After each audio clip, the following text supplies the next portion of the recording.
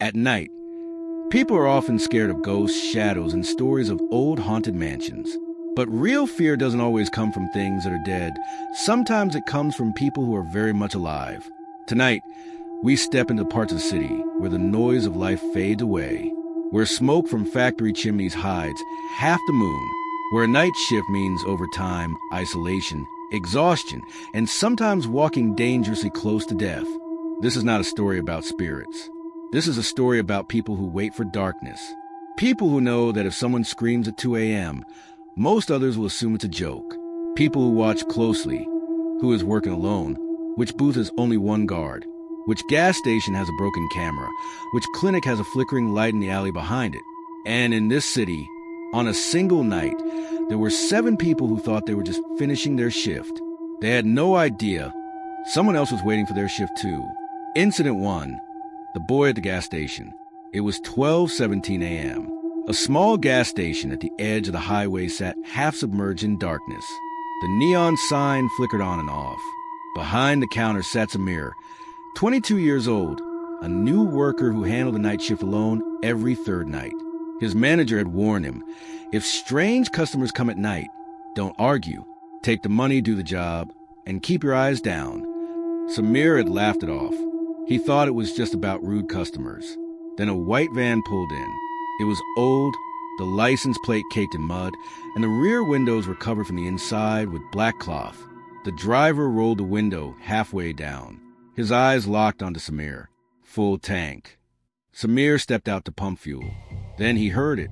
Thud, thud, thud, from inside the van, like something hitting the walls, or someone moving in a confined space.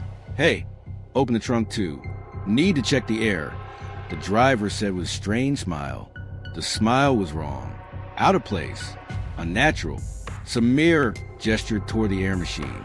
You can open it. I'll pay double. At that moment, another man stepped out from the passenger side and walked into the store.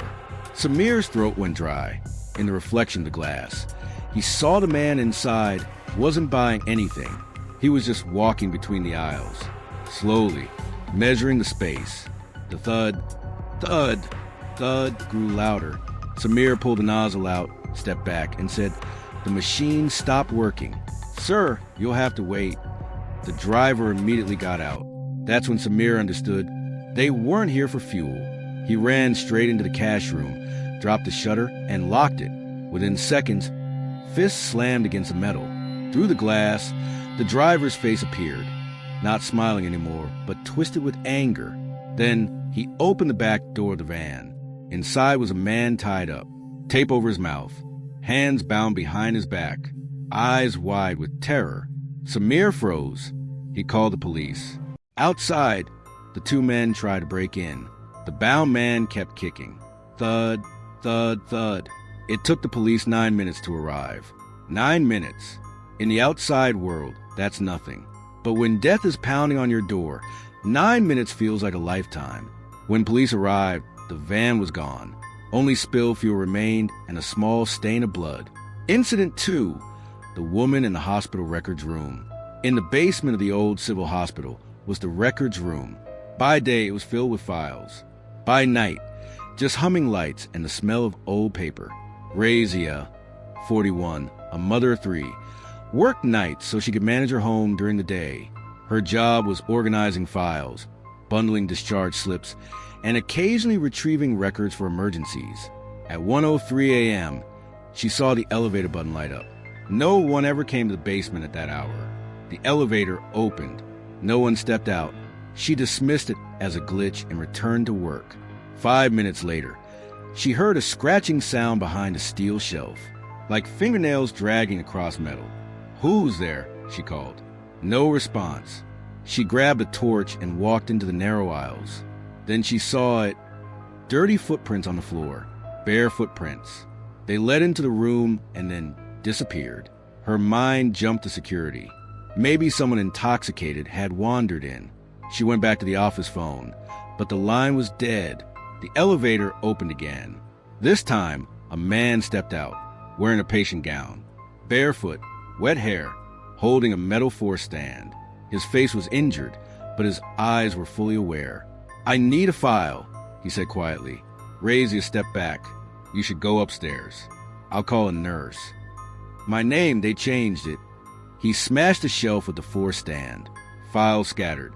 This wasn't a normal patient. Maybe he escaped from a ward. Maybe he was trying to erase his identity. He blocked the aisle. No one admitted me here. Understand? I was never here. Instead of screaming, Razia did something survival taught her. She threw a stack of files at him and ran toward a maintenance tunnel. He chased her. The tunnel gate was locked. Footsteps behind her. She smashed the fire alarm. The building erupted in sound. He paused just 1 second. That second saved her life. Staff rushed down. By the time security arrived, the man had escaped through a ventilation shaft. Later, records showed no patient by that name had ever been admitted, but blood drops remain on the basement floor.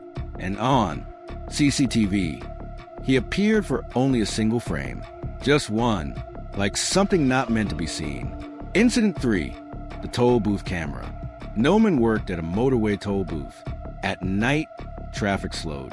Trucks, buses, occasional travelers. The booth had bulletproof glass and cameras covering every angle. Theoretically, at 2:11 a.m., control room reported, lane 4 camera offline. That was Noman's lane. He tried resetting it. Nothing. 3 minutes later, a black sedan pulled up. The driver handed over a toll ticket. Noman froze. The ticket had no previous toll stamp, meaning the car entered the motorway without registration. "Sir, please reverse to the inspection lane." "Open the glass," the driver said softly. Noman refused. From the back seat, a child's voice. "Uncle," his heart jumped. He tried to see inside. "Is she okay?" The driver smiled. "Open it and find out." Noman hit the silent alarm. The driver pulled out a gun. 3 shots. The reinforced glass cracked, but held. Noman ducked. The sedan broke the barrier and sped off. Police later found the abandoned car. Back seat empty. But there were small finger marks on the seatbelt and pieces of duct tape. Worst part? The camera wasn't broken by accident. Its cable had been cut. An hour earlier. Someone had planned this. Incident 4. The fake customer at the 24-hour pharmacy. Alina worked night shifts at a pharmacy near a hospital. Usually boring, medicine, diapers, late-night prescriptions. At 3:06 a.m., an elderly woman entered with a cane. "Help me find my blood pressure medicine," she said. Alina guided her to the aisle. Mistake. Once inside, the woman stood upright, completely straight. She slammed the cane down. 2 men entered from the back door. One locked the shutter. The other sprayed the camera. The old woman removed her wig. Not a woman. A thin man with heavy makeup. Cash. Narcotics. Phone. Alina froze, but then noticed a third man heading to the stockroom, where the cleaner was resting. "No one's there," she lied. He didn't stop. A scream came from the back. Something in Alina snapped. She activated the emergency lock on the drug cabinet. The fake old woman stepped close. Trying to be a hero? His eyes weren't angry. They were curious, like he wanted to see how far she'd break. Police arrived later. The robbers fled. They took cash, broke the cleaner's ribs, but left behind the cane. Inside it, a hidden blade, stained with old blood. This wasn't their first time. Incident 5, the parking garage operator. Job had worked alone in a mall parking garage at night. At 3:40 a.m., he saw a man on camera 6, standing still, face hidden. Job had spoken on the mic. "Sir, the mall is closed." No response. He went down to check. No one there. Then his radio crackled. His own voice played back. "Sir, the mall is closed." Someone was in the control room. He ran back. The door was slightly open. Monitors flickered. One screen showed recordings, not live feeds. His routines, his habits. Someone had studied him for days. A note on the desk. "You came back early tonight." The radio spoke again. "Don't turn around." He did. 2 men stood behind him. Zip ties. Hammer. Jav had jumped out a side window. Injured but alive. Later, police found printed photos, staff names, shift schedules. and red circles, targets. Incident 6, the last coffee at the highway diner. Shazia, a waitress, was near the end of her shift at 4:22 a.m. 2 customers remained, a trucker half asleep and a man in a suit stirring coffee endlessly. Then a girl walked out of the bathroom. Shazia had never seen her enter. Young, pale, rope marks on her wrist. "Please make my bill," she whispered. "Who are you with?" The girl gestured to the suited man. He was still stirring. Signal understood. Card or cash? Card. Time. Shazia called 911 silently. The man approached. "My daughter." Mood swing. The girl flinched. The trucker stood up. "Everything okay?" Tension snapped. The man reached inside his coat. Not a gun, a syringe. The trucker grabbed him. Fight broke out. The girl ran. Police arrived. In his car, multiple IDs, sedatives, motel keys, and maps marked locations, night places, hunting routes. Incident 7, the call center before dawn. At 5:11 a.m., in a call center on the city outskirts, only 4 workers remained. An internal call came through. No one inside had dialed. Mehak answered, breathing, then a voice. "The man in the rear staircase is still alive." She ran. The janitor lay bleeding. Lights began shutting off. Someone had cut the network. Footsteps echoed. Multiple.